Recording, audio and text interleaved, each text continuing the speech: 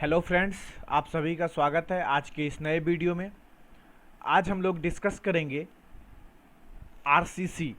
RCC का हम लोग फुल फॉर्म डिस्कस करेंगे और आरसीसी का यूजेस क्या है। हम लोग जनरल सिविल इंजीनियरिंग जैसे ही हम लोग स्टार्ट करते हैं, पीसीसी आरसीसी ये वर्ड हम लोग को बहुत ज़्यादातर सुनने को मिलता है। तो इस वर्ड का हम लोग फुल फॉर्म क्या होता है, यूजेस क्या है आरसीसी का, और एडवांटेज और डिसएडवांटेज, इन सारी बातों को आज हम लोग डिस्कस करने वाले हैं। तो दोस्तों वीडियो को कंप्लीट देखें, क्योंकि आज हम लोग बहुत ज़्यादा इन्फॉर्मेशन इसमें आरसीसी के बारे में लेने वाले हैं। इसका यूजेस देखेंगे, एडवांटेज देखेंगे, डिसएडवांटेज देखें। तो दोस्तों को वीडियो को बिना स्किप किए हुए कंप्लीट देखें। तो चलते दोस्तों वीडियो को शुरू करते हैं। सबसे पहला आरसीसी। आरसीसी का फुल फॉर्म क्या होता है, हमें तो सबसे पहले ये याद रखना है। सबसे बेसिक क्वेश्चन है और पूछ भी लिया जाता है कहीं कहीं। Reinforced cement concrete full form होता है आरसीसी का, ठीक है। और हम उसके बाद सेकंड पॉइंट हमारा क्या देखने वाले थे, हम uses of RCC.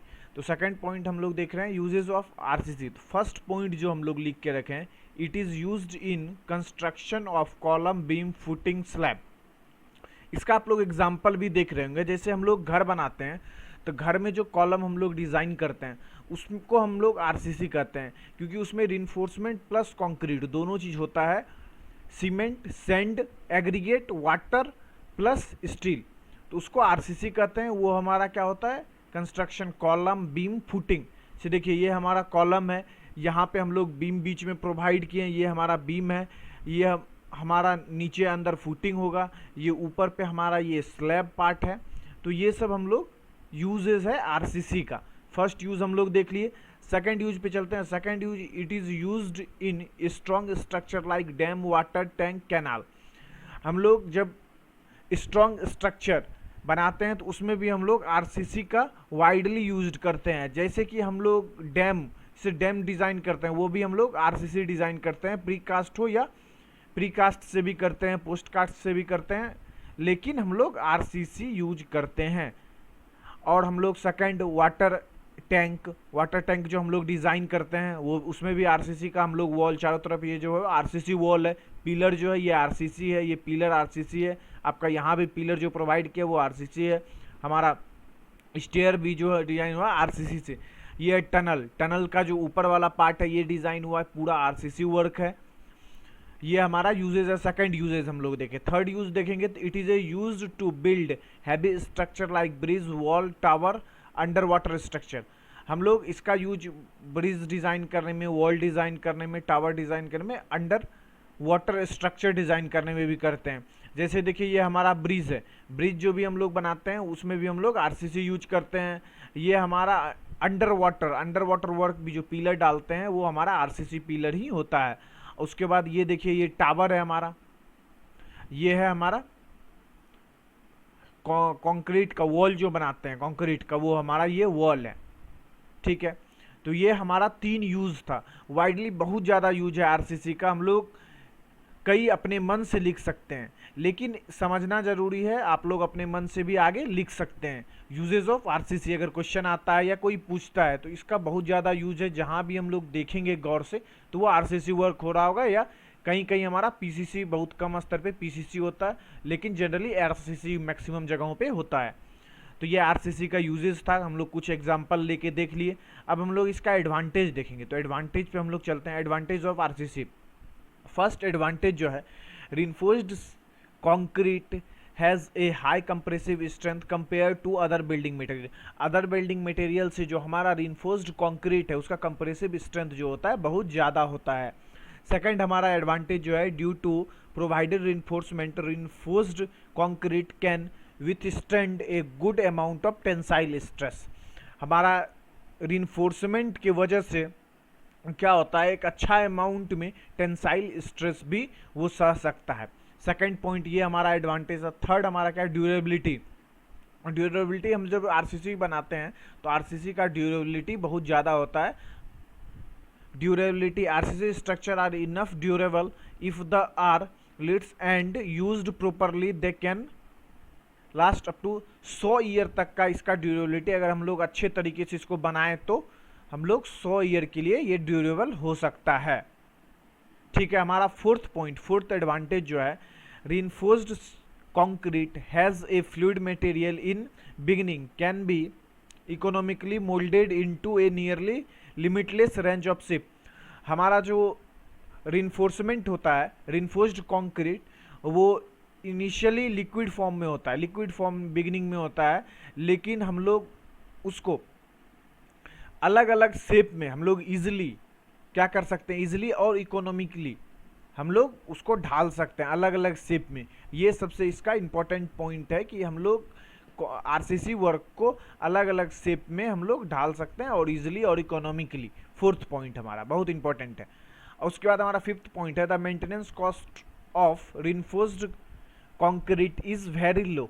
Reinforced concrete में हमारा जो मेंटेनेंस कॉस्ट होता है बहुत लो आता है, क्योंकि हमें बहुत ज़्यादा मेंटेनेंस का इसके ऊपर ज़रूरी नहीं पड़ता। हम लोग सिर्फ पेंट वगैरह टाइम टू टाइम करते रहते हैं, तो बस उसके बाद हमें कोई एक्स्ट्रा नहीं पड़ता है कॉस्ट मेंटेनेंस के लिए अलग से। 6 पॉइंट है it acts like a rigid member with minimum deflection. क्या ये जो जब हम कुछ समय बाद ये क्या होता है, एक रिजिड मेंबर की तरह बिहेव करता है और एक मिनिमम डिफ्लेक्शन के साथ, जो आपको दिखाई निकेट आई से दिखाई नहीं पड़ेगा, जो डिफ्लेक्शन मिनिमम होता है। ठीक है। 7 नंबर एडवांटेज पढ़ेंगे हम लोग।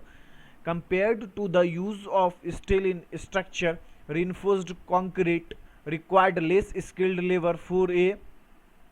अगर हम लोग कंक्रीट रिइंफोर्स्ड कंक्रीट बनाते हैं तो उसमें क्या होता है, कंपेयर किसी और मटेरियल, जैसे हम लोग स्टील का वर्क कर रहे हैं, स्टील स्ट्रक्चर बना रहे हैं या कोई और एल्युमिनियम का वर्क कर रहे हैं, तो उसमें क्या होता है स्किल्ड लेबर का ज़रूरत पड़ता है। बाकायदा हम लोग जब रिइंफोर्समेंट आरसीसी वर्क कर रहे होंगे तो बहुत ज़्यादा स्किल्ड लेबर का ज़रूरत नहीं होता है। ठीक है, हमारा कम स्किल्ड लेबर में भी काम चल जाता है। लेकिन स्टील का स्ट्रक्चर बना रहे हैं या फिर एल्युमिनियम वर्क कर रहे हैं, उसमें क्या स्किल्ड लेबर होना चाहिए, तभी आपका काम हो पाएगा। तो वहाँ भी हमारा इकोनॉमिकल, यहाँ भी इकोनॉमिकली हो जाता है हमारा काम। तो ये हमारा भी एक सबसे बड़ा एडवांटेज है। डिसएडवांटेज के बारे में भी हम लोग बात करेंगे, आरसीसी के कुछ डिसएडवांटेज के बारे में बात करेंगे।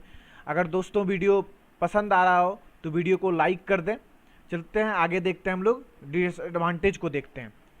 The tensile strength of reinforced concrete is about 1/10 of its compressive strength। सबसे ज़्यादा जो एक प्रॉब्लम है reinforced आरसीसी में, उसमें टेंसाइल स्ट्रेंथ हमारा कम होता है 1/10 of compressive strength. Compressive strength अगर 20 है तो उसका 1/10 भाग ही हमारा टेंसाइल स्ट्रेंथ वो जनरेट कर पाता है। ये हमारा एक डिसएडवांटेज है। दूसरा डिसएडवांटेज क्या है, the main step of using reinforced concrete are mixing, casting and curing. All of this affects the final strength. हमारा जो रिइंफोर्स्ड कंक्रीट है, सिर्फ हमारा कंक्रीट में रिइंफोर्समेंट डाल देने से और किसी तरीके से, ठीक है, मेंबर डिज़ाइन कर देने से हमारा उसमें प्रॉपर स्ट्रेंथ नहीं आएगा, फाइनल स्ट्रेंथ हमारा नहीं आएगा।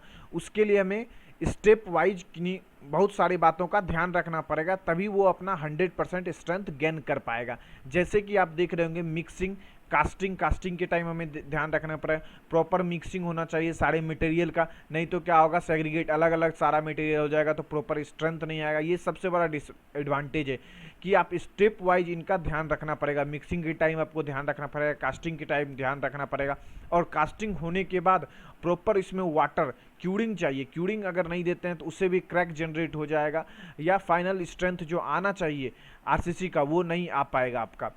तो मिक्सिंग में ध्यान रखना है। कास्टिंग में भी हमें ज़्यादा ऊपर से कास्ट नहीं करता है। 1.5 मीटर अगर उससे ऊपर से हम लोग अगर मटेरियल को गिरा रहे हैं तो वो भी क्या होगा, सेपरेट हो जाएगा, वहाँ प्रॉब्लम आ सकती है। तो इन बातों का हमें ध्यान रखना पड़ता है, तभी हम लोग फाइनल स्ट्रेंथ पे पहुँच पाते हैं। ये सबसे बड़ी डिसएडवांटेज होता है आरसीसी का। थर्ड और लास्ट डिसएडवांटेज जो हम लोग लिखे हुए हैं, shrinkage cause cracks development and strength loss. अगर हमारा श्रिंकेज होता है, श्रिंक या क्या होता है, गर्मी या ठंडी, जब हम लोग सीजन चेंज होता है तो उसके कारण श्रिंकेज होता है। श्रिंकेज होने के कारण क्या होता है, क्रैक डेवलप्ड होता है और स्ट्रेंथ भी हम लोग लॉस करते हैं।